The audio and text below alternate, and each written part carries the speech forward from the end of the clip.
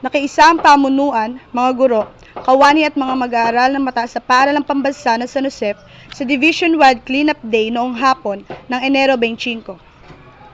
Sa memorandum na pinalabas ng tanggapan ng kaagapay na tagapamanihala ng mga paaralang panlungsod, Teresa D. Mababa, at may petsang Enero 24, hinikayat ang lahat ng pampublikong paaralan sa sangay na sa loob ng kalahating araw ay magsagawa ng masaklaw na paglilinis sa loob ng mga silid upang mapaalis ang mga lamok na nagdadala ng virus ng dengue. Binakante ng bawat pangkat ang kani-kanilang silid-aralan upang malinis ng puspusan ang kabuuan ng mga loob ng mga ito. Tinanggal ang lahat ng kalat at mga hindi na kailangang abubot. Inagiwan, pinunasan ng alikabok, pinunasan ng mga basahang may sabon ang mga dingding, pasimano, mga kabinet, mga dekorasyon at iba pang kagamitang pansilid-aralan at pansilid tanggapan.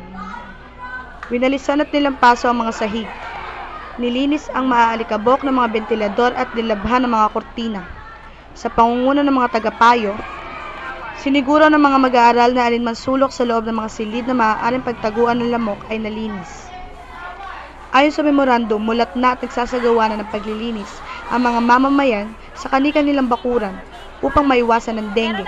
Subalit magpag-iibayo pa rin ang bisa ng pag-iingat na maidudulot ang paglilinis sa loob ng mga gusali, gaya ng loob ng mga silid sa tahanan, silid-aralan, mga tanggapan at iba pang kauri nito.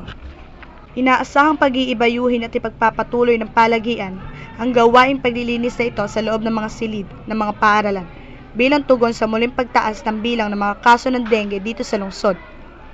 Pandaigdig pa rin ang suliranin sa dengue at patuloy na mataas ang mga insidente nito, lalo na sa mga bansa sa buong Asya. Ang species ng lamok na Aedes aegypti ang vector o tagapaghatid sa tao ng 4 na uri ng mga virus ng dengue. Mababa hanggang mataas na lagnat, panghihina, pananakit ng mata, kasukasuan at kalamnan ang nararamdaman ng taong may dengue. Pagdurugo, diarrhea at pagsusuka ang mga sintomas ng malalang komplikasyon ng dengue.